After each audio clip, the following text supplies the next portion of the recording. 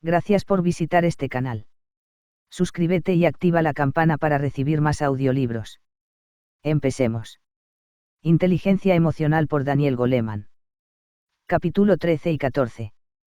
13 Trauma y reeducación emocional. Somchit, un refugiado camboyano, se quedó estupefacto cuando sus 3 hijos, de 6, 9 y 11 años de edad, le pidieron que les comprara unas armas de juguete, imitación de los subfusiles de asalto AK-47, para emplearlas en el juego que algunos de sus compañeros de escuela llamaban Purdi. En este juego, Purdi, el villano, masacra con un arma de este tipo a un grupo de niños y seguidamente se quita la vida. A veces, sin embargo, el juego concluye de modo diferente y son los niños quienes acaban con Purdi. El juego era, en realidad, una macabra representación de los trágicos acontecimientos que asolaron la escuela primaria de Cleveland el 17 de febrero de 1989.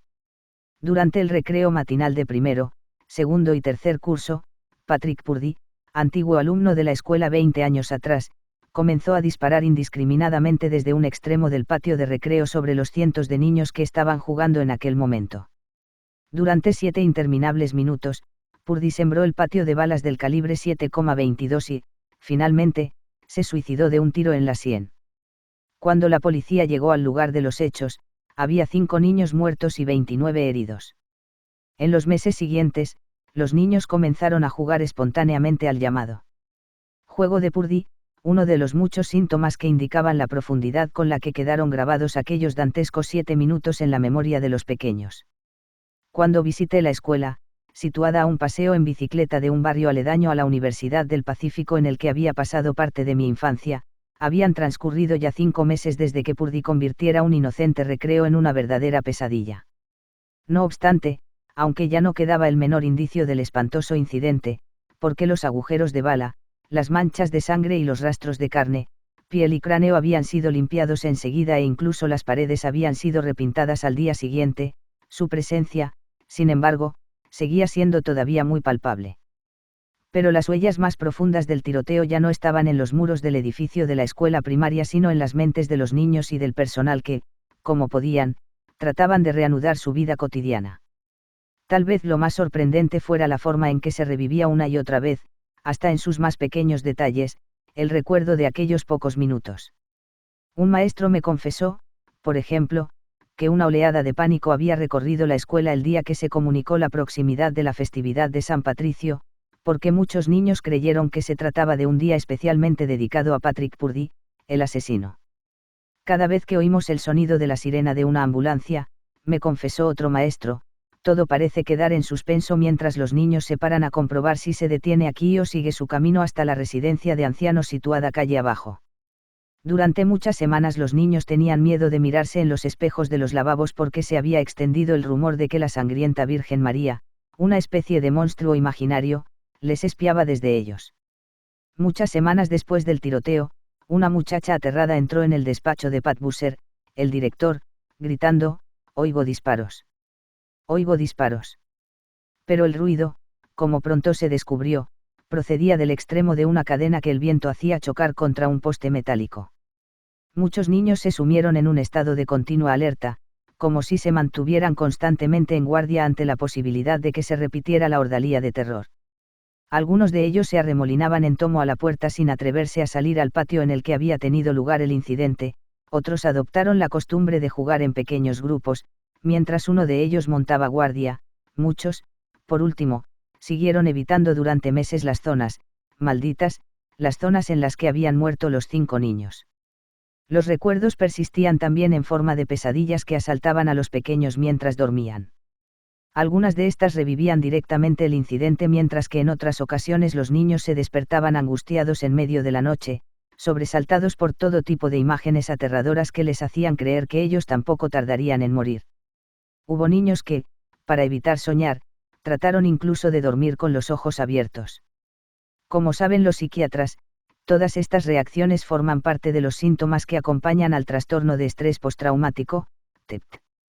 Según el Dr. Spencer, psiquiatra infantil especializado en TEPT, en el núcleo de este tipo de trauma se halla el recuerdo obsesivo de la acción violenta, un puñetazo, una cuchillada o la detonación de un arma de fuego. Estos recuerdos se agrupan en torno a intensas experiencias perceptibles, ya sean visuales, auditivas, olfativas, etc., como el olor a pólvora, los gritos, el silencio súbito de la víctima, las manchas de sangre o las sirenas de los coches de la policía. En opinión de los neurocientíficos, estos momentos aterradoramente vívidos se convierten en recuerdos que quedan profundamente grabados en los circuitos emocionales de los afectados.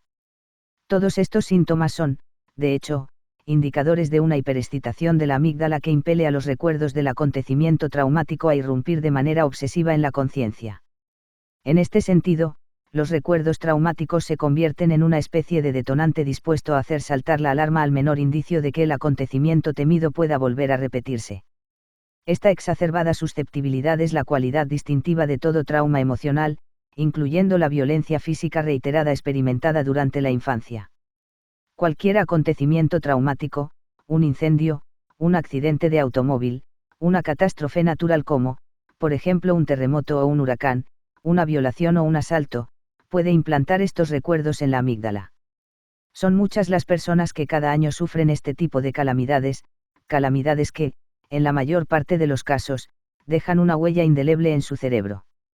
Los actos violentos son más perjudiciales que las catástrofes naturales, como los huracanes, por ejemplo, porque las víctimas de la violencia gratuita sienten que han sido elegidas deliberadamente y esa creencia mina la confianza en los demás y en la seguridad del mundo interpersonal.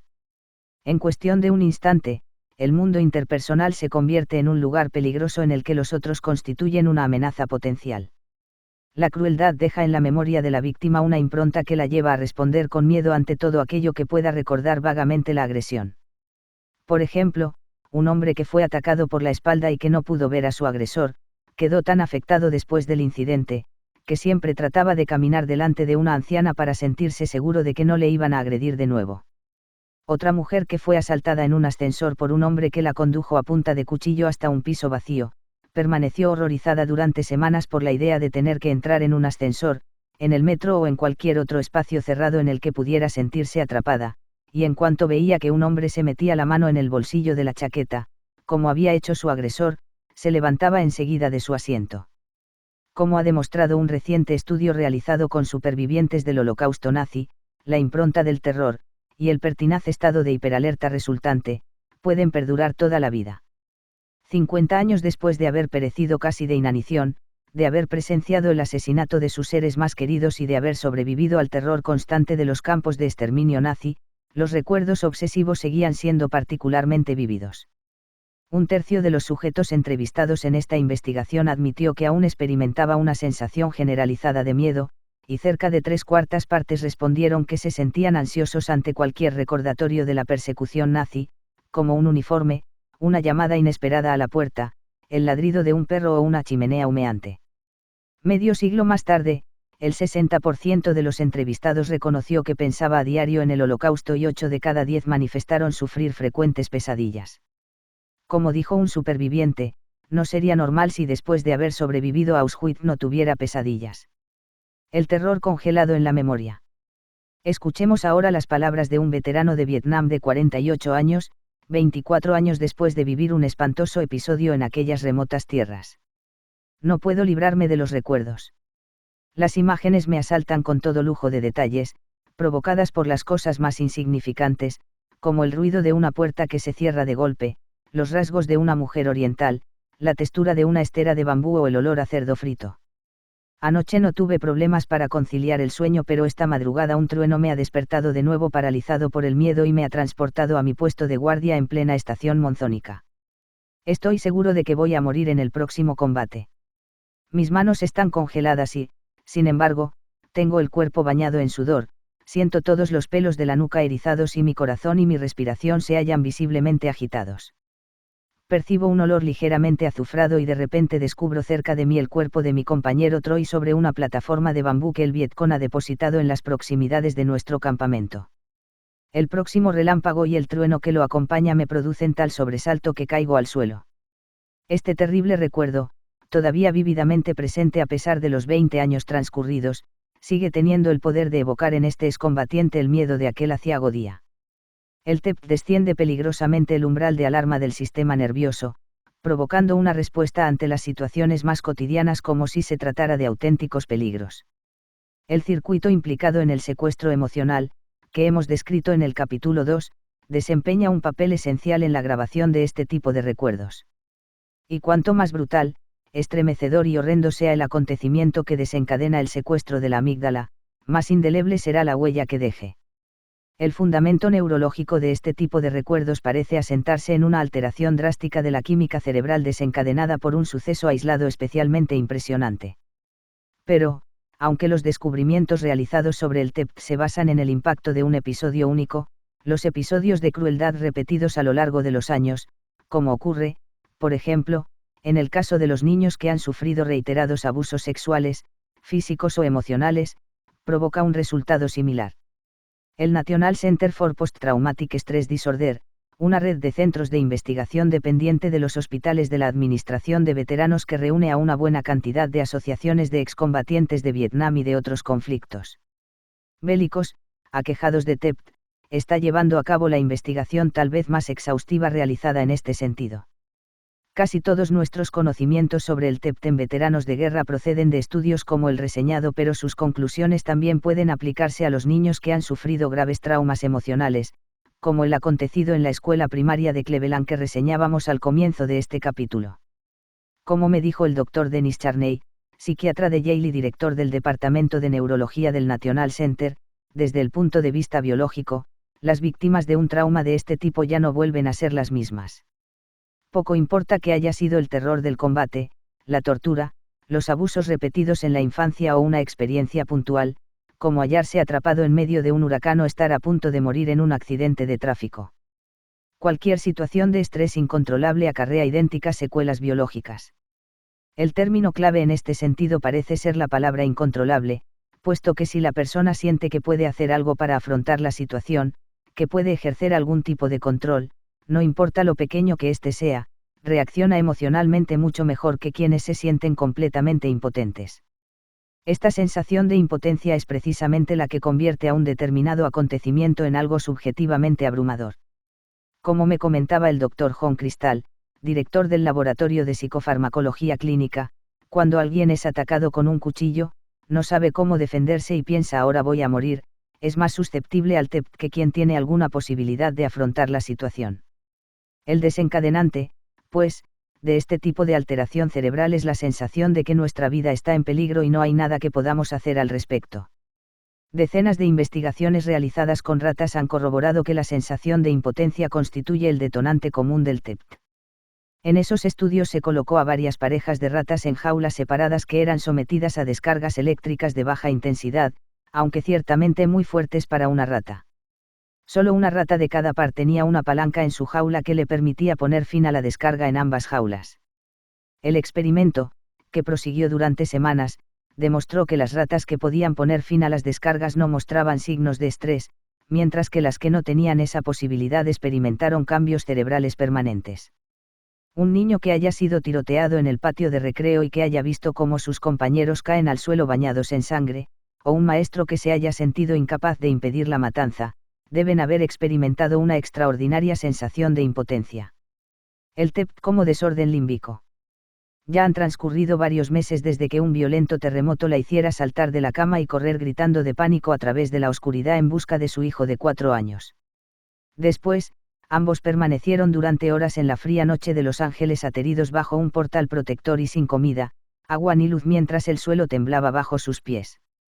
Hoy en día, meses después del incidente, la mujer parece hallarse completamente recuperada del pánico que la atenazó los días que siguieron al terremoto, cuando una puerta que se cerraba de golpe la hacía temblar de miedo. El único síntoma que perduraba era su incapacidad para conciliar el sueño, pero ese problema solo se presentaba cuando su marido estaba de viaje, como ocurriera la noche del terremoto. Los cambios que tienen lugar en el circuito límbico cuyo foco está en la amígdala explican los principales síntomas del miedo aprendido, incluyendo el miedo intenso propio del TEPT. Algunas de estas alteraciones tienen lugar en el locus ceruleus, una estructura cerebral que regula la secreción de dos sustancias denominadas genéricamente catecolaminas, la adrenalina y la noradrenalina, entre cuyas funciones se cuenta la activación del cuerpo para hacer frente a una situación de urgencia y la grabación de los recuerdos con una intensidad especial. En el caso del TEPT este mecanismo se torna hiperreactivo, secretando dosis masivas de estos agentes químicos cerebrales en respuesta a situaciones que suponen poca o ninguna amenaza pero que evocan el trauma original, como ocurría en el caso de los niños de la escuela de Cleveland que se sentían aterrorizados cuando escuchaban una sirena de ambulancia parecida a la que habían oído después del tiroteo. El locus ceruleus está estrechamente ligado a la amígdala y a otras estructuras límbicas, como el hipocampo y el hipotálamo. Las catecolaminas, por su parte, se difunden a través de todo el córtex. Según se cree, los síntomas del TEPT, entre los que se cuenta la ansiedad, el miedo, el estado de continua alerta, la alteración, la rapidez de la respuesta de lucha-huida y la codificación indeleble de los recuerdos emocionales intensos, dependen de los cambios que tienen lugar en estos circuitos. Una investigación con excombatientes de la guerra de Vietnam aquejados de TEPT ha mostrado que estas personas presentan un porcentaje de receptores de las catecolaminas un 40% inferior que quienes no presentan estos síntomas, dato que parece indicar que sus cerebros han sufrido una alteración permanente que impide el ajuste fino de la secreción de catecolaminas. El TEPT también va acompañado de otros cambios en el circuito que conecta el sistema límbico con la pituitaria, encargada de regular la secreción de HCT, hormona corticotrópica, la principal hormona segregada por el cuerpo para activar la respuesta inmediata de lucha-huida ante una situación de emergencia. Las alteraciones que acompañan al TEPT producen la hipersecreción de esta hormona. Particularmente en la amígdala, el hipocampo y el locus ceruleus, alertando al cuerpo para hacer frente a una urgencia que en realidad no existe. Como me comentó el Dr. Charles Nemeroff, psiquiatra de la Universidad de Duke, el exceso de HCT nos hace reaccionar desproporcionadamente. Por ejemplo, cuando un veterano de Vietnam afectado de TEPT oye una falsa explosión procedente del tubo de escape de un automóvil, la secreción de HCT provocará las mismas sensaciones que experimentó durante el incidente traumático. El sujeto empieza a sudar, a sentirse asustado, tiembla, los dientes le castañetean e incluso puede llegar a revivir la escena original. En las personas que padecen de una hipersecreción de HCT, la respuesta de alarma es desmesurada. Cuando, por ejemplo, damos una palmada por sorpresa, cualquier persona reacciona sobresaltándose, pero, en el caso de que la persona padezca de una hipersecreción de HCT, desaparece el proceso de habituación y el sujeto seguirá respondiendo a las sucesivas palmadas del mismo modo que lo hizo a la primera. Un tercer tipo de alteraciones también vuelve hiperreactivo al sistema de opiáceos cerebrales encargado de la secreción de las endorfinas que mitigan la sensación de dolor. En este caso, el circuito neural implicado afecta también a la amígdala y a una región concreta del córtex cerebral. Los opiáceos son agentes químicos cerebrales que tienen un intenso efecto sedante, como ocurre con el opio y otros narcóticos, de los que son parientes cercanos. Cuando el nivel de endorfinas, la morfina secretada por nuestro propio cerebro, es elevado, la persona presenta una marcada tolerancia al dolor, un efecto que ha sido constatado por los cirujanos que tienen que operar en el campo de batalla, quienes han descubierto que los soldados gravemente heridos necesitan menos anestesia para soportar el dolor que los civiles que sufren lesiones mucho menos graves. Algo similar parece ocurrir durante el TEPT. Los cambios endorfínicos agregan una nueva dimensión a los efectos neurales desencadenados por la reexposición al trauma, la insensibilización ante ciertos sentimientos, lo cual tal vez pudiera explicar la presencia de ciertos síntomas psicológicos, negativos, constatados en el TEPT, como la anedonia, la incapacidad de sentir placer, la indiferencia emocional generalizada, la sensación de hallarse desconectado de la vida y falto de todo interés por los sentimientos de los demás, una indiferencia que puede ser vivida por las personas próximas como una falta completa de empatía. Otro efecto posible es la disociación, la cual incluye la incapacidad para recordar los minutos, las horas o incluso los días más cruciales del suceso traumático. Las alteraciones neurológicas provocadas por el TEPT también parecen aumentar la susceptibilidad de la persona para sufrir nuevos traumas.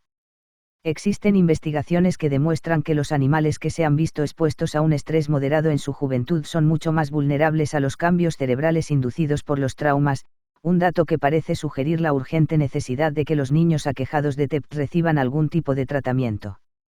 Esto también podría explicar por qué, a pesar de haber estado expuestas a la misma situación catastrófica, ciertas personas desarrollan un TEPT mientras que otras no lo hacen, puesto que la amígdala de quienes han sufrido un trauma previo se halla especialmente predispuesta y, ante la presencia de un peligro real, no tarda en alcanzar su cota más elevada de activación.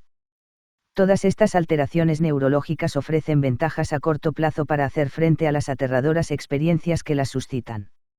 A fin de cuentas, en condiciones de extrema dureza, permanecer completamente alerta, activado, presto a la acción, impasible ante el dolor, con el cuerpo dispuesto a afrontar una fuerte demanda física y completamente indiferente, por el momento, a lo que, de otro modo, sería un acontecimiento angustioso, es una cuestión de supervivencia.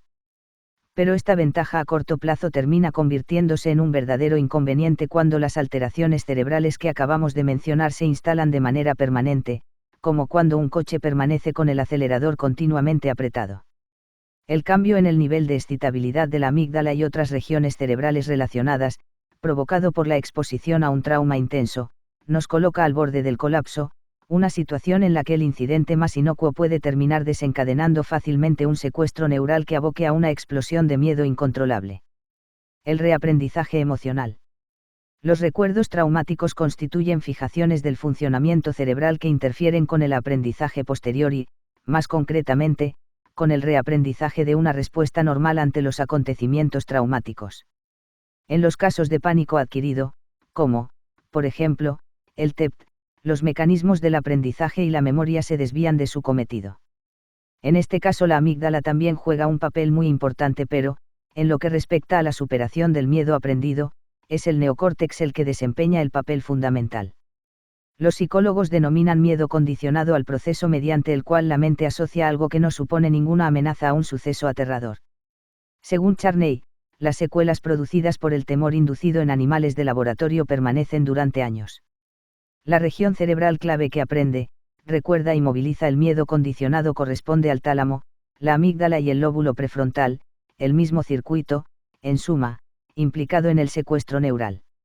En circunstancias normales, el miedo condicionado tiende a remitir con el paso del tiempo, hecho que parece deberse al proceso de reaprendizaje natural que ocurre cuando el sujeto vuelve a enfrentarse al objeto temido en condiciones de completa seguridad.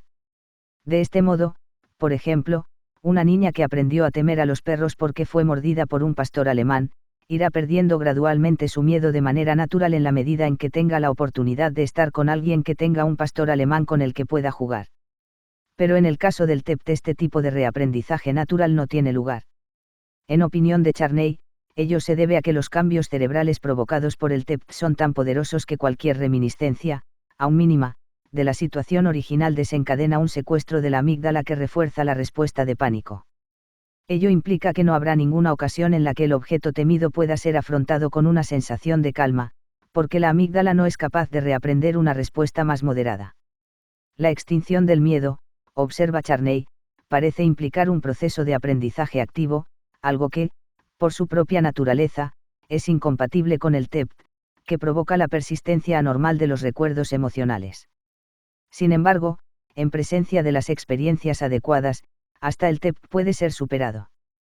En tal caso, los intensos recuerdos emocionales y las pautas de pensamiento y de reacción que estos suscitan pueden llegar a modificarse con el tiempo. Pero, en opinión de Charney, este reaprendizaje debe tener lugar a nivel cortical porque el miedo original grabado en la amígdala nunca llega a desaparecer del todo y es el córtex prefrontal el que inhibe activamente la respuesta de pánico regulada por la amígdala. Richard Davison, psicólogo de la Universidad de Wisconsin que descubrió la función reguladora de la ansiedad del lóbulo prefrontal izquierdo, se ha interesado por la cuestión decisiva de cuánto tiempo se tarda en superar el miedo aprendido. En un experimento de laboratorio en el que se indujo a los participantes una respuesta de aversión ante un ruido desagradable, un paradigma del miedo aprendido que se asemeja a un TEPT de baja intensidad.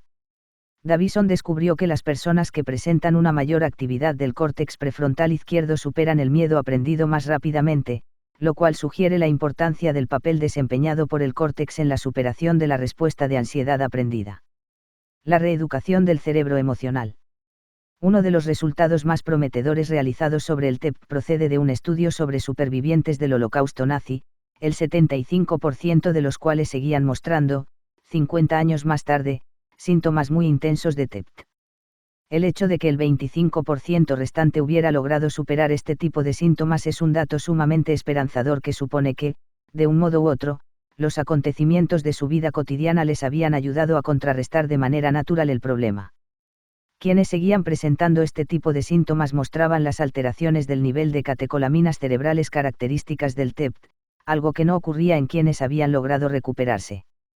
Este descubrimiento, y otros similares realizados en la misma dirección, nos hacen concebir la esperanza de que las modificaciones cerebrales provocadas por el TEPT no sean irreversibles y que los seres humanos puedan reponerse incluso de las más graves lesiones emocionales o, dicho en otras palabras, que el circuito emocional puede ser reeducado. Así pues, el reaprendizaje puede ayudarnos a superar traumas tan profundos como los derivados del TEPT. Una de las formas espontáneas de curación emocional, al menos en lo que se refiere a los niños, es mediante juegos como el de Purdy. En ellos, la repetición permite que los niños revivan el trauma sin peligro y abre dos posibles vías de curación. Por un lado, el recuerdo se actualiza en un contexto de baja ansiedad, desensibilizándolo y permitiendo el afloramiento de otro tipo de respuestas no traumáticas, mientras que, por el otro, permite el logro de un desenlace imaginario más positivo. El juego de Purdy solía terminar con la muerte de este, un hecho que contrarresta la sensación de impotencia experimentada durante el acontecimiento traumático. Este tipo de juegos es previsible en niños pequeños que han sido testigos de una violencia desmedida. La primera persona que advirtió la presencia de estos juegos macabros en los niños traumatizados fue la doctora Lenore Terr, psiquiatra infantil de San Francisco. Terr descubrió este tipo de juegos entre los niños de Chowchilla, California, una población de Central Valley, a una hora aproximada de distancia de Stockton, la ciudad en la que tuvo lugar la masacre de Purdy, quienes, en el verano de 1973, fueron objeto de un secuestro cuando regresaban a casa en autobús después de pasar un día en el campo. En este caso, los secuestradores llegaron a enterrar el autobús, y con él a los niños, sometiéndoles a un suplicio que se prolongó durante 27 horas. 5 años después del incidente, Terr descubrió que los recuerdos del secuestro todavía perduraban en los juegos de sus víctimas.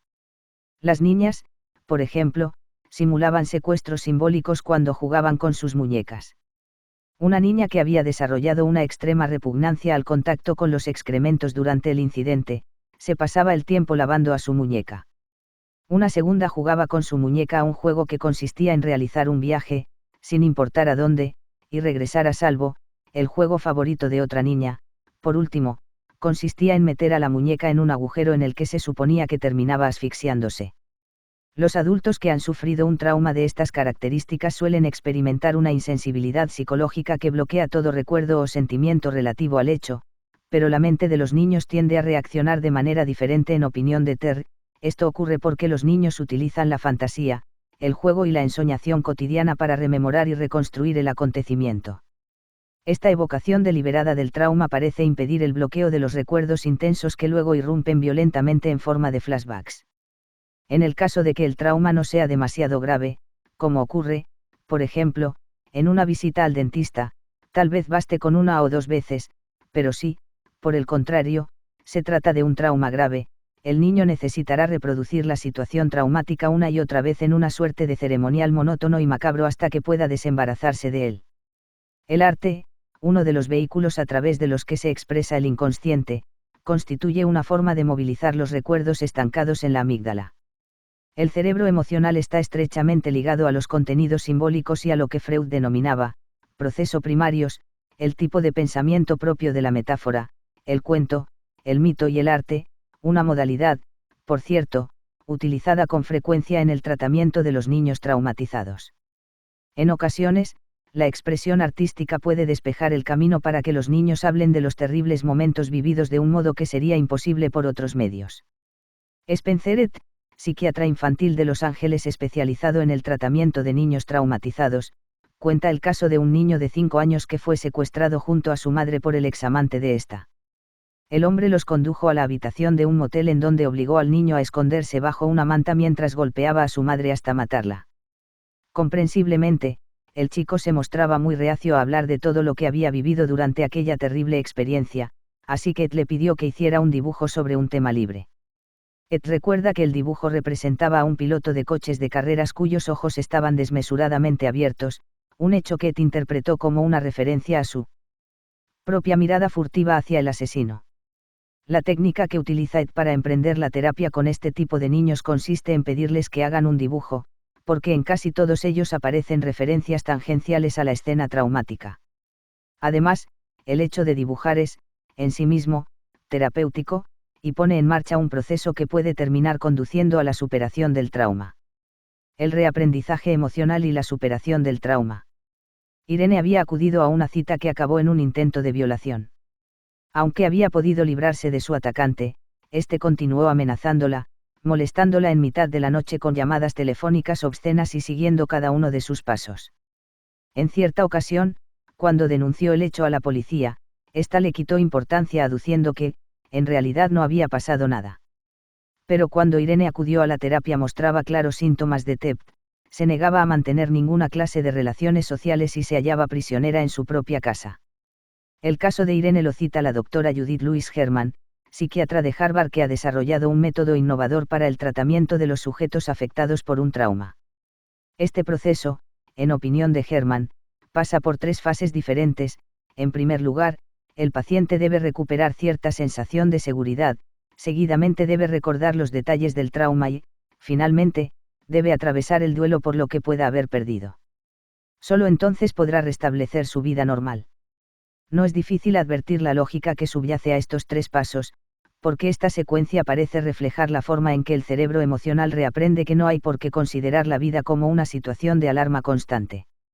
El primer paso, recuperar la sensación de seguridad, consiste en disminuir el grado de sobreexcitación emocional, el principal obstáculo para el reaprendizaje, y permitir que el sujeto pueda tranquilizarse.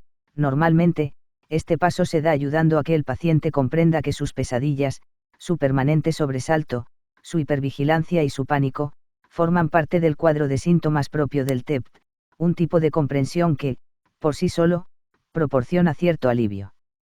Esta primera fase también apunta a que el paciente recupere cierta sensación de control sobre lo que le está ocurriendo, una especie de desaprendizaje de la lección de impotencia que supuso el trauma. En el caso de Irene, por ejemplo, esta sensación de seguridad pasaba por movilizar a sus amigos y a su familia para formar un cordón protector entre ella y su perseguidor que le permitió acudir a la policía. La inseguridad que presenta un paciente aquejado de TEPT va más allá del miedo que pueda suscitar una amenaza externa y tiene un origen más profundo basado en la sensación de que carece de todo control sobre lo que le ocurre, tanto corporal como emocionalmente. Esto es algo muy comprensible, dado que el TEPT hipersensibiliza la amígdala y rebaja el umbral de activación del secuestro emocional. La medicación también contribuye a que el sujeto recupere la sensación de que no se halla a merced de la alarma emocional que le embarga en forma de ansiedad, insomnio o pesadillas. Los especialistas aguardan el día en que se descubra una medicación específica que normalice los efectos del TEPT sobre la amígdala y los neurotransmisores implicados. Por el momento, sin embargo, solo contamos con algunos fármacos que compensan parcialmente estos desequilibrios, y que suelen ser sustancias que actúan sobre la serotonina y los inhibidores, como, por ejemplo el propranolol, que bloquean la activación del sistema nervioso simpático. Los pacientes también pueden recibir un adiestramiento especial en algún tipo de relajación que les permita aliviar su irritabilidad y su nerviosismo. La calma fisiológica constituye la clave para que los circuitos emocionales implicados descubran de nuevo que la vida no supone una amenaza constante y restituyan así al paciente la sensación de seguridad de que gozaba antes de experimentar el trauma. El segundo paso del camino que conduce a la curación tiene que ver con la narración y reconstrucción de la historia traumática al abrigo de la seguridad recientemente recobrada, una sensación que permite que el circuito emocional reencuadre los recuerdos traumáticos y sus posibles detonantes y reaccione de un modo más realista ante ellos.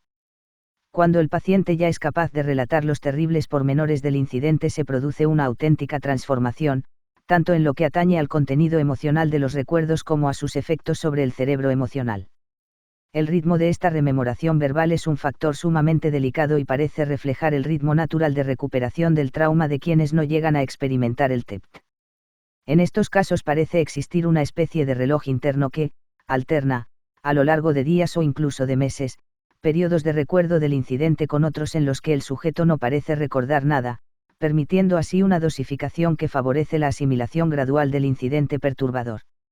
Esta alternancia entre el recuerdo y el olvido parece fomentar tanto la integración espontánea del trauma como el reaprendizaje de una nueva respuesta emocional. No obstante, según Herman, en aquellas personas cuyo TEPT se muestra más refractario al tratamiento, el mismo hecho de narrar su historia puede suscitar la aparición de temores incontrolables, en cuyo caso el terapeuta debería disminuir el ritmo, tratando de mantener las reacciones del paciente dentro de unos límites soportables que no interrumpieran el proceso de reaprendizaje. El terapeuta debe alentar al paciente a relatar los sucesos traumáticos tan minuciosamente como le sea posible, como si estuviera contando una película de terror, deteniéndose en cada detalle sórdido, lo cual no solo incluye todos los pormenores visuales, auditivos, olfativos y táctiles, sino también las reacciones, miedo, rechazo, náusea, que le produjeron estas sensaciones. El objetivo que se persigue en esta fase consiste en llegar a traducir verbalmente todas sus vivencias del acontecimiento, lo cual contribuye a la reintegración de recuerdos que pudieran estar disociados y desgajados de la memoria consciente para poder recomponer así la escena con todo lujo de detalles. Esta tentativa verbalizadora cumple con la función de poner a todos los recuerdos bajo el control del neocórtex para que así las reacciones suscitadas puedan comprenderse y dirigirse mejor. En este punto del proceso de recuperación, el reaprendizaje emocional se logra en buena medida gracias a la vivida rememoración de los sucesos traumáticos y de las emociones que estos suscitaron, pero, en esta ocasión, en el contexto seguro de la consulta de un terapeuta responsable. Este abordaje terapéutico permite que el sujeto experimente directamente que el recuerdo del incidente traumático no tiene por qué ir acompañado de un pánico incontrolable, sino que puede ser revivido con total seguridad. En el caso del niño de 5 años que fue testigo del espeluznante asesinato de su madre, el dibujo del personaje con los ojos desorbitadamente abiertos realizado en la consulta de Spencer et. Fue el último que hizo. A partir de entonces, él y su terapeuta se implicaron en diferentes juegos que les permitieron establecer un vínculo profundo y armónico. Poco a poco, el niño comenzó a relatar la historia del asesinato, primero de un modo muy estereotipado, repitiendo una y otra vez los mismos detalles, pero, con el paso del tiempo, sus palabras fueron haciéndose cada vez más flexibles y fluidas, su cuerpo se fue relajando y, paralelamente, las pesadillas también fueron desapareciendo, indicadores, todos ellos, en opinión de Ed, de un cierto control del trauma. Paulatinamente, el tema de las entrevistas fue cambiando y centrándose cada vez menos en los miedos relacionados con el trauma y enfocándose en lo que ocurría en los acontecimientos cotidianos del niño, quien estaba tratando de recuperar paulatinamente el ritmo normal de su vida en su nuevo hogar con su padre. Una vez liberado del trauma, el niño fue finalmente capaz de centrarse en su vida cotidiana. Herman sostiene, asimismo, que los pacientes deben atravesar un periodo de duelo por las pérdidas que el trauma haya podido ocasionarles, ya se trate de una herida, de la muerte de un ser amado, de la ruptura de una relación, del arrepentimiento que les ocasiona algún paso que no debieran haber dado o simplemente de la crisis que suscita la pérdida de confianza en el prójimo. En este sentido, las quejas que acompañan a la rememoración verbal de los acontecimientos traumáticos constituyen un claro indicador de la capacidad del paciente para superar el trauma, porque ello significa que, en vez de estar continuamente asediado por los acontecimientos del pasado, puede comenzar a mirar hacia el futuro y albergar cierta esperanza de que es posible reconstruir su vida libre del yugo del trauma. Es, pues, como si por fin se pudiera erradicar la reactivación del terror traumático por parte del circuito emocional. El sonido de una sirena no tiene por qué desencadenar un ataque de pánico y los ruidos nocturnos no deben ir necesariamente acompañados de una reacción de terror. Ciertamente, los efectos posteriores y las recurrencias ocasionales de los síntomas persisten, dice Herman, pero hay signos inequívocos de que el trauma ya ha sido notoriamente superado. Entre estos cabe destacar la reducción de los síntomas fisiológicos hasta un nivel soportable y la capacidad de afrontar los sentimientos asociados al recuerdo del trauma. Especialmente significativo resulta el hecho de que los recuerdos traumáticos dejan de irrumpir de manera descontrolada, que el sujeto es capaz de recordarlos a voluntad, como si se tratara de recuerdos normales y, lo que es quizá más importante, que puede dejar de pensar en ellos.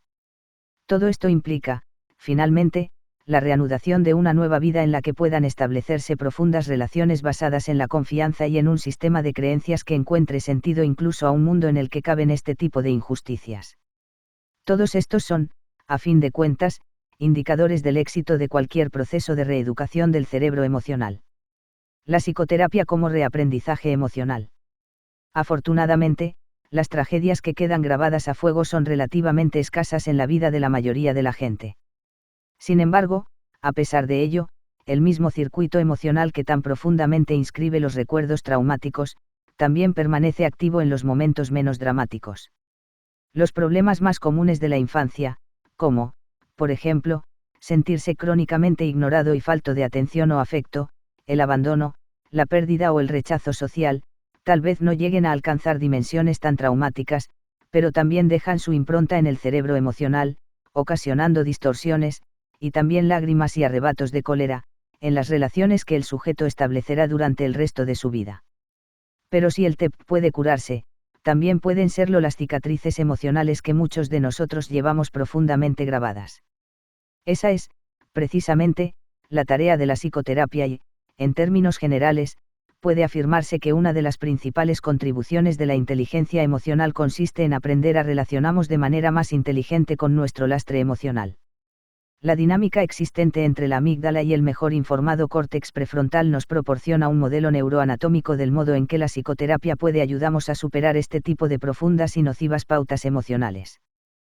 Como propone Joseph Ledoux, el investigador del sistema nervioso que descubrió el papel que desempeña la amígdala como desencadenante de los arrebatos emocionales, una vez que el sistema emocional aprende algo, parece que jamás podrá olvidarlo, pero la psicoterapia nos ayuda a revertir esa situación porque, gracias a ella, el neocórtex puede aprender a inhibir el funcionamiento de la amígdala.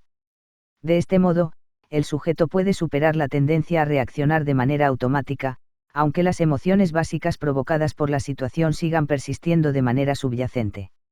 Así pues, aun después de un proceso de reaprendizaje emocional, o incluso después de una psicoterapia eficaz, siempre queda el vestigio de la reacción, del temor o de la susceptibilidad original.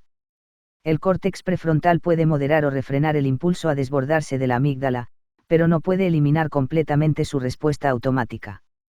No obstante, aunque no podamos decidir cuándo seremos víctimas de un arrebato emocional, sí que podemos ejercer cierto control sobre cuánto tiempo durará. La pronta recuperación del equilibrio tras un estallido de este tipo bien podría ser un índice de madurez emocional.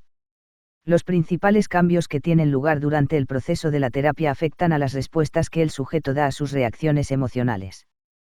Pero no es posible eliminar completamente la tendencia a que se produzca la reacción.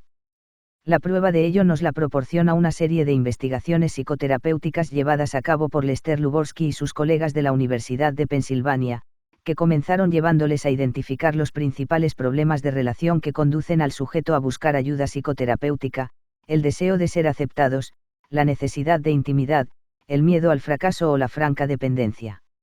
A continuación, los investigadores analizaron minuciosamente las respuestas típicas, siempre autoderrotistas, que los pacientes daban a los temores y deseos que suscitaban sus relaciones, como ser demasiado exigentes, lo que repercutía negativamente suscitando el rechazo o la indiferencia de los demás, o el repliegue a una actitud autodefensiva ante un supuesto desaire, lo que dejaba a la otra persona molesta por el aparente rechazo. En este tipo de encuentros, condenados de antemano al fracaso, los pacientes se sienten comprensiblemente desbordados por todo tipo de sentimientos frustrantes, como la desesperación, la tristeza, el resentimiento, el rechazo, la tensión, el miedo, la culpa, etc., e independientemente de cuál fuera la pauta concreta manifestada por un determinado paciente, esta parecía reproducirse en todas sus relaciones importantes, ya fuera con la esposa, la amante, los hijos, los padres, los jefes o los subordinados. Sin embargo, en el curso de una terapia a largo plazo, estos pacientes deben afrontar dos tipos de cambios. Por una parte, sus reacciones emocionales ante los acontecimientos que las suscitan se hacen menos acuciantes, y hasta podríamos decir que se vuelven más sosegadas, y, por la otra, su conducta comienza a ser más eficaz a la hora de obtener lo que realmente desean. Lo que no cambia, en modo alguno, es el miedo o el deseo subyacente y la punzada inicial de la emoción. Los investigadores descubrieron también que, en el caso de los pacientes que solo habían asistido a unas pocas sesiones de psicoterapia, las entrevistas mostraban la mitad de las reacciones emocionales negativas que presentaban al comienzo de la terapia y en cambio, eran doblemente proclives a obtener la respuesta positiva que tanto anhelaban de la otra persona. Pero recordemos también que lo que no cambiaba era la especial susceptibilidad subyacente a sus necesidades. En términos cerebrales, podemos concluir que el sistema límbico emite señales de alarma ante el menor indicio del acontecimiento temido, pero el córtex prefrontal y las áreas anejas son capaces de aprender un modelo de respuesta nuevo y más saludable. En resumen, pues, el reaprendizaje emocional, una tarea que, ciertamente, no concluye nunca, puede remodelar hasta los hábitos emocionales más profundamente arraigados de nuestra infancia. 14. El temperamento no es el destino. Hasta ahora hemos estado hablando de la modificación de las pautas de respuesta emocional aprendidas a lo largo de la vida, pero ¿qué ocurre con aquellas otras respuestas que dependen de nuestra dotación genética? ¿Cómo transformar las reacciones habituales de aquellas personas que, pongamos por caso, son sumamente inestables o desesperantemente tímidas? Nos estamos refiriendo, claro está, a aquellos estratos de la emoción que podríamos calificar bajo el epígrafe del temperamento, el trasfondo de sentimientos que configura nuestra predisposición básica, el estado de ánimo que caracteriza nuestra vida emocional. Hasta cierto punto, cada uno de nosotros posee un temperamento innato, se mueve dentro de un espectro concreto de emociones, una característica que forma parte del bagaje con que nos ha dotado la lotería genética y cuyo peso se hace sentir a lo largo de toda la vida. Todo padre sabe que, desde el momento de su nacimiento, un niño es tranquilo y plácido o, en cambio, irritable y difícil. La pregunta que ahora debemos hacernos es si la experiencia vital puede llegar a transformar este equipaje emocional determinado biológicamente. El sustrato biológico constituye un determinante irrevocable de nuestro destino emocional o, por el contrario, los niños tímidos pueden terminar convirtiéndose en adultos confiados. La respuesta más clara a esta cuestión nos la proporciona la investigación llevada a cabo por Jerome Kagan, un eminente psicólogo evolutivo de la Universidad de Harvard. Según Kagan, existen al menos 4 temperamentos básicos: tímido, abierto, optimista y melancólico, correspondientes a 4 pautas diferentes de actividad cerebral. De hecho, cada ser humano responde con una prontitud, duración e intensidad emocional distinta, y en este sentido es muy probable que existan innumerables diferencias en la dotación temperamental innata, basadas en diferentes tipos constitucionales de actividad neuronal. La obra de Kagan centra en una de estas pautas el continuo temperamental que va de la apertura a la timidez. Son varias las madres que, a lo largo de los años, han estado llevando a sus niños al laboratorio para el desarrollo infantil, situado en el 4º piso del William James Hall, de Harvard, para que tomaran parte en la investigación realizada por Kagan sobre el desarrollo infantil. Ahí fue donde Kagan y sus colaboradores observaron experimentalmente por vez primera los signos de timidez que presentaba un grupo de niños de 21 meses de edad. En aquella investigación Kagan descubrió que algunos niños eran espontáneos, movedizos y jugaban con los demás sin la menor vacilación, mientras que otros, por el contrario, eran inseguros, retraídos, remoloneaban, se aferraban a las faldas de sus madres y se limitaban a observar en silencio el juego de los demás. Unos 4 años más tarde, cuando los niños estaban ya en la guardería, el equipo de Kagan repitió la observación y descubrió que, en todo aquel tiempo, ninguno de los niños expansivos se había convertido en tímido, pero que 2/3 de estos, en cambio, seguían siéndolo. Kagan descubrió que los niños más sensibles y asustadizos, del 15 al 20% de los que, según sus propias palabras, son, conductualmente inhibidos, innatos, se transformaron en adultos tímidos y temerosos. Estos niños son reacios a todo lo que les resulte poco familiar, tanto probar una nueva comida como aproximarse a animales o lugares desconocidos, y tienden a la autocrítica y al sentimiento de culpa.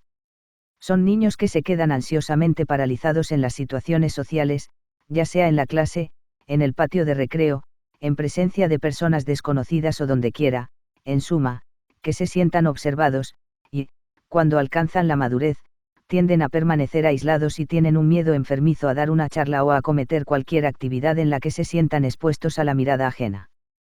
Tom, uno de los niños que participaron en el estudio de Kagan, constituye un verdadero paradigma del tímido. En cada una de las mediciones que se realizaron a lo largo de la infancia, a los 2, a los 5 y a los 7 años de edad, Tom destacó como uno de los niños más tímidos. En la entrevista que tuvo lugar a los 13 años de edad, Tom permanecía tenso y rígido, se mordía los labios, retorcía las manos y se mantenía impasible. Solo llegó a esbozar una sonrisa cuando la entrevista versó sobre su amiguita, sus respuestas eran lacónicas y sus maneras, sumisas. Según dijo, durante todo aquel tiempo había sido muy tímido y sudaba cada vez que tenía que aproximarse a alguno de sus compañeros.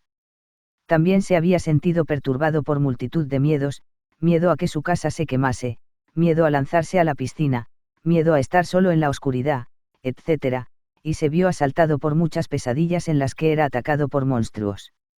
Es cierto que en los últimos 2 años tenía menos vergüenza que antes, pero todavía sufría alguna ansiedad cuando estaba con otros niños, y sus preocupaciones se centraban ahora en el rendimiento escolar, aunque era uno de los alumnos más aventajados. Tom era hijo de un científico y planeaba estudiar ciencias porque la aparente soledad de su desempeño se ajustaba perfectamente a su predisposición introvertida. Ralph, por el contrario, era uno de los niños más abiertos y expansivos del estudio. Era un niño muy locuaz que siempre estaba relajado, a los 13 años permanecía cómodamente sentado, sin mostrar el menor signo de nerviosismo y hablaba con el entrevistador en un tono confiado y cordial, como si fuera uno más de sus compañeros, a pesar de que la diferencia de edad entre ellos fuera de unos 25 años. Durante la infancia, solo había sentido 2 miedos pasajeros, uno de ellos a los perros, después de que un gran perro saltara sobre él a la edad de 3 años, y el otro a volar, cuando, a los 7 años de edad, oyó hablar de un accidente de aviación. Sociable y popular, Ralph nunca se había considerado un niño vergonzoso. Los niños tímidos parecen venir a la vida con un sistema nervioso que les hace sumamente reactivos a las más leves tensiones y, desde el mismo momento del nacimiento, sus corazones laten más rápidamente que los de los demás en respuesta a situaciones extrañas o insólitas. La frecuencia cardíaca de los niños que, a los 21 meses, se mostraban más reacios a jugar, era más acelerada que la de los demás. Y es precisamente esa ansiedad y esa hiperexcitabilidad lo que parece subyacer a su timidez, puesto que se enfrentan a cualquier persona o situación desconocida como si se tratara de una amenaza potencial. Y tal vez sea también por ello por lo que las mujeres de mediana edad que recuerdan haber sido especialmente vergonzosas en su infancia tienden a vivir con más miedos, preocupaciones y culpabilidad y a padecer más problemas relacionados con el estrés, dolores de cabeza, colon irritable y otros problemas digestivos, que aquellas otras que durante la infancia eran más abiertas y expresivas. La neuroquímica de la timidez. En opinión de Kagan, la diferencia existente entre el cauteloso Tom y el expansivo Ralph se origina en la excitabilidad de un circuito nervioso centrado en la amígdala.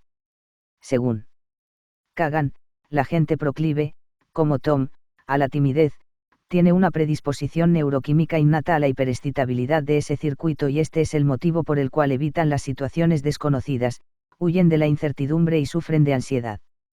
Por el contrario, quienes, como Ralph, tienen un sistema nervioso calibrado a un umbral superior de activación de la amígdala, son menos temerosos, más expansivos y más dispuestos a explorar lugares desconocidos y conocer a nuevas personas.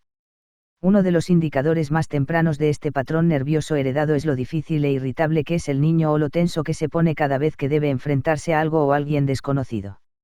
El hecho es que 1 de cada 5 niños recién nacidos cae en la categoría de los tímidos y que 2 de cada 5 lo hacen en la categoría de los abiertos. Gran parte de los datos presentados por Kagan proceden de observaciones realizadas con gatos, que son animales extraordinariamente tímidos. 1 de cada 7 gatos caseros presenta una pauta de timidez parecida a la de los niños vergonzosos, son gatos que, en lugar de exhibir la legendaria curiosidad felina, huyen de las novedades, son reacios a explorar nuevos territorios y son tan retraídos que solo atacan a los roedores pequeños, mientras que sus congéneres más animosos no dudan en perseguir a roedores mayores. Las investigaciones realizadas directamente en el cerebro de los gatos tímidos muestran una amígdala más excitable de lo normal, especialmente cuando, por ejemplo, oyen el maullido amenazador de otro gato. En el caso de los gatos, la timidez aparece alrededor del primer mes de vida, que es el momento en el que la amígdala se encuentra suficientemente madura para asumir el control de los circuitos nerviosos cerebrales encargados de las respuestas de aproximación o huida. 1 mes en el cerebro de un gatito es equiparable a 8 meses en el cerebro humano, el periodo en el que, según Kagan, aparece el miedo a lo desconocido, en los bebés, es precisamente durante este periodo, si la madre abandona la habitación y deja al niño en presencia de un extraño, el niño rompe a llorar. Tal vez, postula Kagan, los niños tímidos hereden un porcentaje crónicamente elevado de noradrenalina o de algún otro neurotransmisor cerebral que estimule la amígdala y así rebaje el umbral de excitabilidad que facilite la activación de la amígdala. Uno de los síntomas de esta exacerbación de la sensibilidad es que ante situaciones de estrés, como, por ejemplo, olores desagradables. Los chicos y chicas que vivieron una infancia tímida muestran una frecuencia cardíaca mucho más elevada que la de sus compañeros, un síntoma que sugiere que la noradrenalina está activando su amígdala y todo su sistema nervioso simpático. Kagan descubrió que los niños tímidos presentan una reactividad mayor en todas las manifestaciones del sistema nervioso simpático, desde la presión sanguínea hasta la dilatación de las pupilas y los niveles de marcadores de noradrenalina en su orina. El silencio es también otro termómetro de la timidez. Dondequiera que el equipo de Kagan observara niños tímidos y niños abiertos en un entorno natural, ya fuera en el jardín de infancia, con niños desconocidos o charlando con el entrevistador, los niños tímidos hablaban menos. Un niño tímido de esta edad no suele responder cuando le hablan, y pasa mucho más tiempo mirando cómo juegan los demás. En opinión de Kagan, el silencio vergonzoso frente a una situación insólita o frente a lo que percibe como una amenaza constituye un signo de la actividad de los circuitos nerviosos que conectan la zona frontal, la amígdala y las estructuras límbicas próximas que controlan la capacidad de vocalizar, los mismos circuitos que nos hacen, colapsamos, en situaciones de estrés. Estos niños hipersensibles corren un gran riesgo de desarrollar trastornos de ansiedad, como, por ejemplo, ataques de pánico, en una época tan temprana como el sexto o séptimo curso. En un estudio llevado a cabo sobre 754 chicos y chicas de estas edades se descubrió que 44 de ellos ya habían sufrido al menos un ataque de pánico o habían experimentado síntomas similares con anterioridad.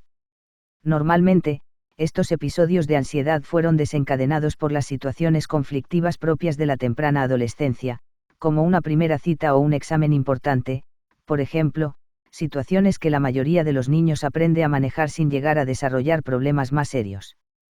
Pero los adolescentes temperamentalmente tímidos y normalmente temerosos de las situaciones desconocidas presentaban los síntomas típicos del pánico, palpitaciones cardíacas, insuficiencia respiratoria o una sensación de angustia, junto al sentimiento de que algo terrible estaba a punto de ocurrirles, como, por ejemplo, volverse locos o morir. Los investigadores creen que, aunque los episodios no eran lo bastante significativos como para merecer el diagnóstico psiquiátrico de crisis de pánico, estos adolescentes corren un grave riesgo de desarrollar este tipo de problemas. De hecho, muchos de los adultos que sufren de ataques de pánico afirman que estos comenzaron en su pubertad. El punto de partida de los ataques de ansiedad está estrechamente ligado a la pubertad. Las chicas que manifiestan pocos signos de pubertad no suelen presentar tales ataques, pero un 8% aproximadamente de las que atraviesan la pubertad afirman haber experimentado ataques de pánico que suelen terminar conduciéndolas a una contracción crónica ante la vida. Nada me preocupa, el temperamento alegre. En los años 20, mi joven tía June abandonó su hogar de Kansas City y se aventuró a viajar sola a Shanghái, un viaje realmente peligroso en aquellos tiempos para una mujer. En ese centro internacional del comercio y de la intriga, mi tía conoció a un funcionario británico de la policía colonial que terminaría convirtiéndose en su marido. Cuando, a comienzos de la II Guerra Mundial, los japoneses ocuparon Shanghái, mis tíos fueron internados en el campo de concentración sobre el que versa la película El Imperio del Sol. Después de sobrevivir a los terribles años pasados en el campo de prisioneros, mis tíos lo habían perdido prácticamente todo y fueron repatriados a la Columbia Británica. Todavía recuerdo el primer encuentro que tuve con mi tía June, una mujer anciana y vital cuya vida había seguido un curso extraordinario. En sus últimos años sufrió un ataque de apoplejía que la mantenía parcialmente paralizada, pero, tras un lento y arduo proceso de rehabilitación, pudo volver a caminar renqueando. Recuerdo que uno de aquellos días me hallaba paseando con ella, ya en sus 70 años, cuando se rezagó y al cabo de unos instantes oí su débil grito pidiendo ayuda. Mi tía se había caído y no podía ponerse en pie. Yo me precipité a ayudarla y cuando lo hice, en lugar de lamentarse, se rió de sus apuros y su único comentario fue un despreocupado: bueno, al menos puedo caminar de nuevo. Hay personas, como mi tía, cuyas emociones parecen gravitar de forma natural en torno al polo positivo, son personas naturalmente optimistas y despreocupadas. Hay otras, en cambio, que son malhumoradas y melancólicas. Esta dimensión del temperamento, entusiasta en un extremo y melancólico en el otro, parece estar ligada a la actividad relativa de las áreas prefrontales derecha e izquierda, los polos superiores del cerebro emocional. Esta es, al menos, la conclusión fundamental de la investigación realizada por Richard Davison, un psicólogo de la Universidad de Wisconsin que descubrió que las personas que tienen una actividad predominantemente más intensa en el lóbulo frontal izquierdo son temperamentalmente alegres, disfrutan del contacto con las personas y las situaciones que la vida les depara y se recuperan prontamente de los contratiempos, como ocurría en el caso de mi tía June. En cambio, aquellos otros cuya actividad preponderante radica en el lóbulo prefrontal derecho son proclives a la negatividad y a los estados de ánimo agrios, y se desconciertan con más facilidad ante los contratiempos.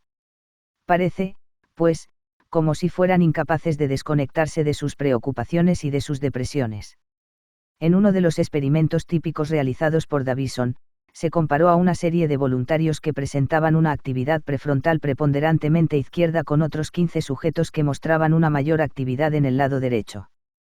Aquellos con una marcada actividad frontal derecha presentaban una pauta característica de negatividad en un test de personalidad, se asemejaban al personaje caricaturizado por las películas de Woody Allen, el tipo neurasténico que ve catástrofes hasta en las cosas más nimias, el sujeto propenso a asustarse y a enfadarse, suspicaz ante un mundo preñado de abrumadoras dificultades y de peligros ocultos. Por su parte, aquellos en quienes predominaba la actividad prefrontal izquierda veían el mundo de un modo muy diferente a cómo lo hacían los melancólicos. Eran sociables y alegres, tenían una gran confianza en sí mismos y se sentían provechosamente comprometidos con la vida. Sus puntuaciones en los tests psicológicos sugerían un menor peligro de caer en la depresión o sufrir otra clase de trastornos emocionales. Davison también descubrió que, a diferencia de lo que ocurre con quienes nunca han estado deprimidos, las personas que tienen un historial de depresión clínica presentan un menor nivel de actividad cerebral en el lóbulo frontal izquierdo y, por el contrario, una mayor activación en el lado derecho, un patrón que también se presentaba en aquellos pacientes a quienes se diagnosticaba una depresión por vez primera. A partir de esos datos, que, por cierto, todavía requieren de una adecuada verificación experimental, Davison formuló la hipótesis de que las personas que han superado una depresión aprenden a intensificar el nivel de actividad de su lóbulo prefrontal izquierdo. Aunque esta investigación se haya realizado sobre el 30% aproximado de personas que se sitúan en ambos extremos de esta dimensión, casi todo el mundo, dice Davison, puede ser clasificado, en función de sus pautas de ondas cerebrales, como tendiendo hacia uno u otro de ambos tipos, puesto que el contraste temperamental existente entre el tipo arisco y el tipo alegre se manifiesta de muchos modos diferentes. Por ejemplo, en un determinado experimento, un grupo de voluntarios contemplaba varios cortometrajes. Algunos de ellos eran divertidos, como el baño de un gorila o los juegos de un cachorrillo, por ejemplo, mientras que otros, por el contrario, como una película en la que se instruía a las enfermeras sobre los desagradables pormenores característicos de la cirugía, eran sumamente ingratos. Los sujetos que habían sido adscritos al tipo hemisferio derecho consideraron que las películas divertidas no lo eran tanto, pero mostraron un disgusto y un desasosiego manifiesto en reacción a la sangre y al bisturí. El grupo alegre, por su parte, apenas si reaccionó ante la película médica, pero sí que lo hizo ante las películas divertidas.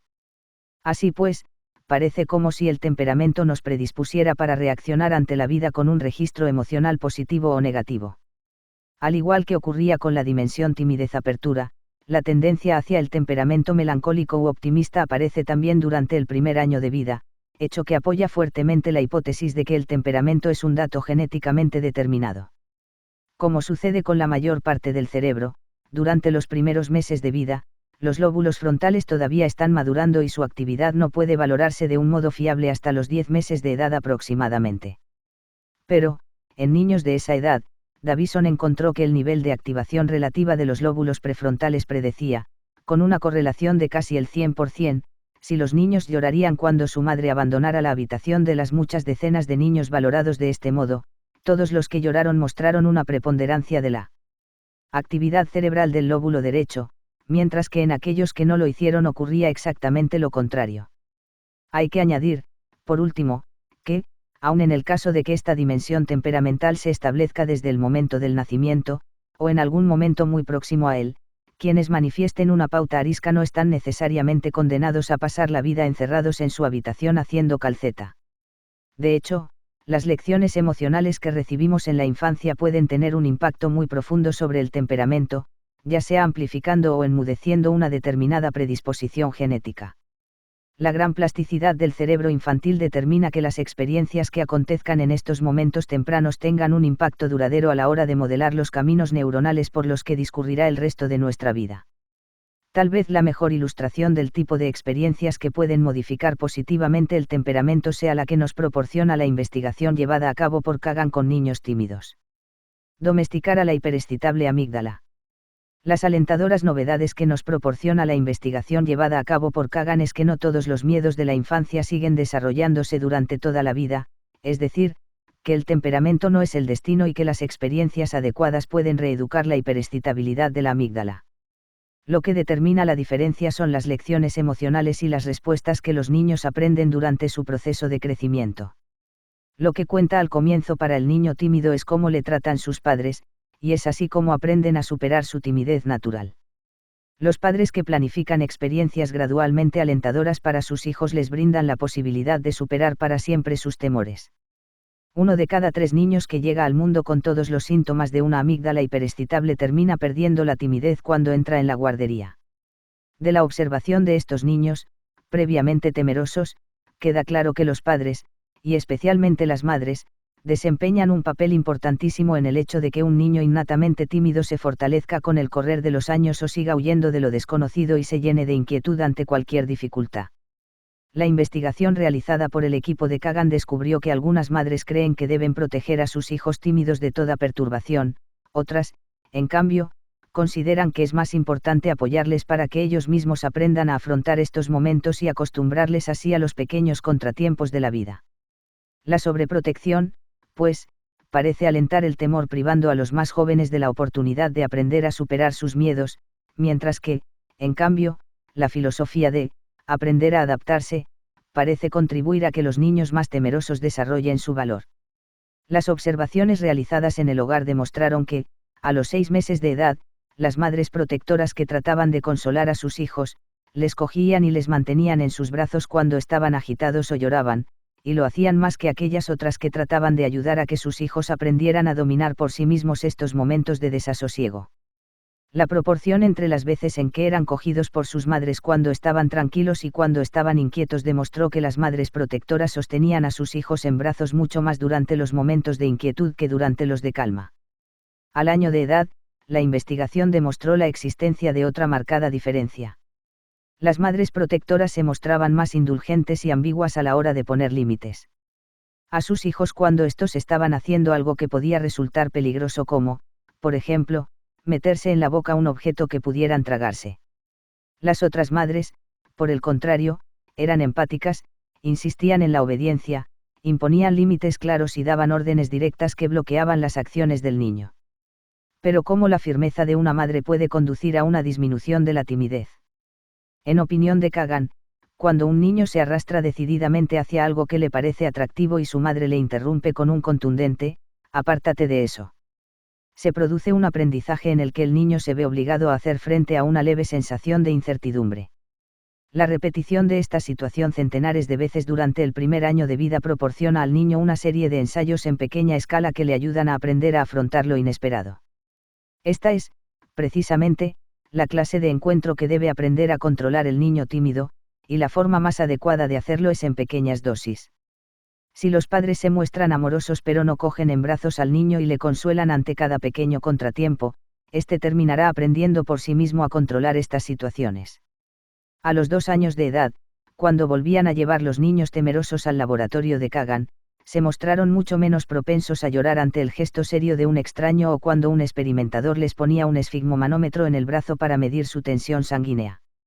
La conclusión de Kagan fue la siguiente: parece que las madres que protegen a sus hijos muy reactivos contra la frustración y la ansiedad, esperando ayudar así a la superación de este problema, aumentan la incertidumbre del niño y terminan provocando el efecto contrario.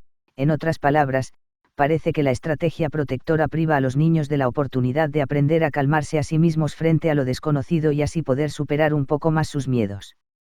A nivel neurológico, esto significa que los circuitos prefrontales pierden la oportunidad de aprender respuestas alternativas ante el miedo reflejo y, en su lugar, la repetición simplemente fortalece la tendencia a la timidez. Por el contrario, según me dijo Kagan, Aquellos niños que habían logrado vencer su timidez en la guardería tenían padres que ejercían una leve presión para que fueran más sociables. Aunque este rasgo temperamental parezca más difícil de cambiar que otros, probablemente a causa de sus fundamentos fisiológicos, no existe ninguna cualidad humana que sea inmutable. A lo largo de la infancia algunos niños tímidos se van abriendo en la medida en que la experiencia va moldeando su sistema nervioso. La presencia de un alto nivel de competencia social, la cooperación, el buen trato con los demás niños, la empatía, la predisposición a dar y compartir, la consideración y la capacidad de desarrollar amistades íntimas, constituye uno de los predictores de que un niño tímido terminará superando esta inhibición natural. Estos eran los rasgos característicos de un grupo de niños que, a la edad de 4 años, habían sido identificados como tímidos y que cambiaron a eso de los 10 años de edad. Por el contrario, aquellos otros niños tímidos cuyo temperamento no sufrió ningún cambio perceptible a los 10 años de edad, eran menos diestros emocionalmente, lloraban, se alejaban cuando debían enfrentarse a alguna situación problemática, se mostraban emocionalmente torpes, eran miedosos, ariscos, solían irritarse ante la menor frustración, tenían dificultades para demorar la gratificación, eran muy suspicaces a las críticas y eran desconfiados. Estas lagunas emocionales constituyen serios obstáculos en su relación con los demás niños, a quienes ponen en situación de tener que acercarse a ellos. No es difícil advertir el motivo por el cual los niños emocionalmente más competentes tienden a superar espontáneamente su timidez, aunque sean temperamentalmente vergonzosos, puesto que su destreza social les abre un abanico más amplio de experiencias positivas con los demás. Son niños que, una vez que rompen el hielo que supone, por ejemplo, dirigirse a un nuevo compañero, son socialmente brillantes. La repetición de esta situación a lo largo de los años tiende naturalmente a convertirles en personas mucho más seguras de sí mismas. Estos avances hacia la apertura resultan muy alentadores porque sugieren que, en cierto modo, hasta las mismas pautas emocionales innatas pueden cambiar. Un niño que nace temeroso puede aprender a tranquilizarse o incluso a abrirse a lo desconocido. La timidez, o cualquier otro rasgo temperamental, forma parte de nuestro bagaje biológico, pero eso no significa que nos hallemos inexorablemente condicionados por los rasgos emocionales heredados. Así pues, aun dentro de las limitaciones genéticas disponemos de la posibilidad de cambiar. Como observan los estudiosos de la genética de la conducta, nuestro comportamiento no solo está determinado genéticamente, sino que el ambiente, especialmente la experiencia y el aprendizaje, configura la forma en que una predisposición temperamental se manifiesta a lo largo de la vida. La capacidad emocional, pues, no constituye un dato inmutable, puesto que, con el aprendizaje adecuado, puede modificarse. Las razones que explican este hecho hay que buscarlas en el modo en que madura el cerebro humano. La infancia, una puerta abierta a la oportunidad. En el momento del nacimiento, el cerebro del ser humano no está completamente formado, sino que sigue desarrollándose, y es en la temprana infancia cuando este proceso de crecimiento es más intenso. El niño nace con muchas más neuronas de las que poseerá en su madurez y, a lo largo de un proceso conocido con el nombre de podado, el cerebro va perdiendo las conexiones neuronales menos frecuentadas y fortaleciendo aquellos circuitos sinápticos más utilizados. De este modo, el podado, al eliminar las sinapsis menos utilizadas, mejora la relación señal/ruido del cerebro, estirpando la causa misma del ruido. Este proceso es constante y rápido, ya que las conexiones sinápticas pueden establecerse en cuestión de días o incluso de horas. La experiencia, especialmente durante la infancia, va esculpiendo nuestro cerebro.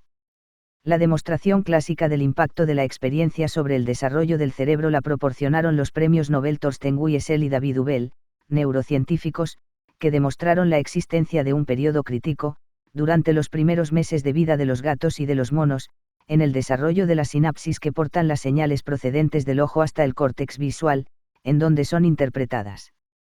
Si durante este periodo se mantiene, por ejemplo, un ojo cerrado, el número de sinapsis que conectan ese ojo con el córtex visual disminuye, mientras que las del ojo abierto se multiplican. Cuando, tras este periodo crítico, se destapa este ojo, el animal permanece funcionalmente ciego de este ojo, una ceguera que no se debe a ningún defecto anatómico, sino que está relacionada con el pequeño número de sinapsis que conectan el ojo con el córtex visual. En el caso de los seres humanos, el correspondiente periodo crítico para el desarrollo de la visión se prolonga durante los 6 primeros años de vida. Durante este tiempo, la visión normal estimula la formación de conexiones neuronales cada vez más complejas entre el ojo y el córtex visual. El hecho de mantener cerrado un ojo durante este periodo unas pocas semanas puede terminar produciendo un déficit mensurable en la capacidad visual de este ojo. Los niños que, por las razones que fuere, han permanecido con un ojo cerrado durante varios meses durante este periodo, muestran una clara pérdida en la percepción visual de los detalles. Una vívida demostración del impacto de la experiencia sobre el desarrollo del cerebro procede de estudios realizados sobre ratas, ricas, y ratas, pobres. Las ratas, ricas, vivían en pequeños grupos en jaulas llenas de entretenimientos para ratas, como, por ejemplo, escaleras y norias, mientras que las ratas, pobres, estaban en jaulas similares pero carentes de toda diversión. Al cabo de varios meses, el neocórtex de las ratas ricas desarrolló redes neuronales mucho más complejas, mientras que el número de conexiones sinápticas establecidas por las ratas pobres era comparativamente mucho menor. La diferencia era tan notable que los cerebros de las ratas ricas llegaron a ser mucho más pesados y no debería sorprendernos que se mostraran mucho más diestras que las ratas pobres en encontrar la salida de los laberintos con los que se trataba de determinar su inteligencia. Similares experimentos realizados con monos mostraron las mismas diferencias entre una experiencia, rica, y, pobre, y cabe esperar el mismo resultado en el caso de los seres humanos. La psicoterapia, es decir, el reaprendizaje emocional sistemático, constituye un ejemplo palpable de la forma en que la experiencia puede cambiar las pautas emocionales y remodelar nuestro cerebro. La demostración más clara de este hecho nos lo proporciona una investigación realizada con personas que estaban siendo tratadas de desórdenes obsesivo-compulsivos. Una de las compulsiones más comunes es la de lavarse las manos, un acto que puede llegar a repetirse tantas veces al día que la piel de la persona termina agrietándose. Los estudios realizados con escáneres TEP, tomografía de emisión de positrones han demostrado que la actividad de los lóbulos prefrontales de los obsesivo-compulsivos es muy superior a la normal. La mitad de los pacientes del estudio recibieron el mismo tratamiento farmacológico normal, fluoxetina, más conocido por su nombre comercial, Prozac, y la otra mitad recibieron terapia de conducta. Durante el proceso terapéutico, los sujetos fueron sistemáticamente expuestos al objeto de su obsesión o compulsión sin que pudieran llevar a cabo su ritual. Así, por ejemplo, a los pacientes que se lavaban las manos compulsivamente se les colocaba en un lugar sucio sin que tuvieran la posibilidad de lavarse. Al mismo tiempo se les enseñaba a cuestionar los miedos y las amenazas que les apremiaban, por ejemplo, que el hecho de no lavarse les llevaría a contraer una enfermedad y a morir. Tras varios meses de estas sesiones, las compulsiones fueron desapareciendo gradualmente al igual que lo hicieron en el caso de aquellos otros pacientes a quienes se les había administrado medicación. Pero el hallazgo más notable fue un escáner TEP que mostraba que la actividad de una región clave del cerebro emocional de los pacientes sometidos a terapia de modificación de conducta, el núcleo caudado, descendió de un modo tan significativo como ocurrió en el caso de aquellos otros tratados eficazmente con fluoxetina. Su experiencia había llegado a modificar su funcionamiento cerebral, y les había liberado de los síntomas, tan eficazmente como la medicación. Momentos clave. El cerebro del ser humano necesita mucho más tiempo que el de cualquier otra especie para llegar a madurar completamente. Cada región del cerebro se desarrolla a una velocidad diferente a lo largo de la infancia, y el comienzo de la pubertad jalona uno de los periodos más críticos del proceso de podado cerebral. Algunas de las regiones cerebrales que maduran más lentamente son esenciales para la vida emocional. Mientras que las áreas sensoriales maduran durante la temprana infancia y el sistema límbico lo hace en la pubertad, los lóbulos frontales, sede del autocontrol emocional, de la comprensión emocional y de la respuesta emocional adecuada, siguen desarrollándose posteriormente durante la tardía adolescencia hasta algún momento entre los 16 y los 18 años de edad. Los hábitos de control emocional que se repiten una y otra vez a lo largo de toda la infancia y la pubertad van modelando las conexiones sinápticas. De este modo, la infancia constituye una oportunidad crucial para modelar las tendencias emocionales que el sujeto mostrará durante el resto de su vida, y los hábitos adquiridos en esta época terminan grabándose tan profundamente en el entramado sináptico básico de la arquitectura neuronal, que después son muy difíciles de modificar. Dada la importancia de los lóbulos prefrontales en el control de la emoción, La misma oportunidad que permite el modelado sináptico de esta región cerebral implica que las experiencias del niño también pueden terminar modelando conexiones duraderas en los circuitos reguladores del cerebro emocional. Como ya hemos visto, la sensibilidad de los padres a las necesidades de sus hijos, las ocasiones y la guía con que cuentan estos para aprender a controlar sus propios impulsos y el ejercicio de la empatía constituyen elementos fundamentales del desarrollo emocional. Por el mismo motivo, el descuido, el abuso, la falta de sintonía, la brutalidad y la indiferencia pueden dejar su negativa impronta profundamente grabada en los circuitos nerviosos de la emoción. Una de las lecciones emocionales más fundamentales, aprendida en la más temprana infancia y perfeccionada a lo largo del resto de la niñez, tiene que ver con la forma de consolarse cuando uno está afligido. En el caso de los niños muy pequeños, el consuelo procede de sus cuidadores. Una madre escucha el llanto de su hijo, le coge, le sostiene en sus brazos y le mece hasta que se tranquiliza. En opinión de algunos teóricos, esta conexión biológica enseña al niño la forma de hacer esto consigo mismo. Entre los 10 y los 18 meses existe un periodo crítico durante el cual se establecen unas conexiones entre la región orbitofrontal del córtex prefrontal y el cerebro límbico que constituyen una especie de interruptor de la ansiedad. Los investigadores sostienen que los niños que han experimentado suficientes episodios de consuelo durante este periodo disponen de una conexión límbico-orbitofrontal más sólida que les ayuda a controlar la ansiedad y a tranquilizarse a sí mismos durante el resto de su vida.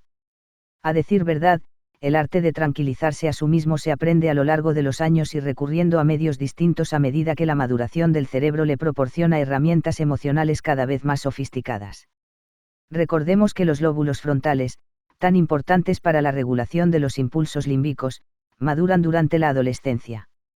Otro circuito clave que sigue modelándose a lo largo de toda la infancia se centra en el nervio vago, entre cuyas muchas funciones se cuenta la regulación de la actividad cardíaca y el control de las señales que llegan a la amígdala procedentes de las glándulas suprarrenales, estimulándola a secretar catecolaminas, activadoras de la respuesta de lucha-huida. Un equipo de la Universidad de Washington que evaluó la influencia de los diferentes estilos de crianza descubrió que el trato con unos padres emocionalmente adecuados mejora el funcionamiento del nervio vago.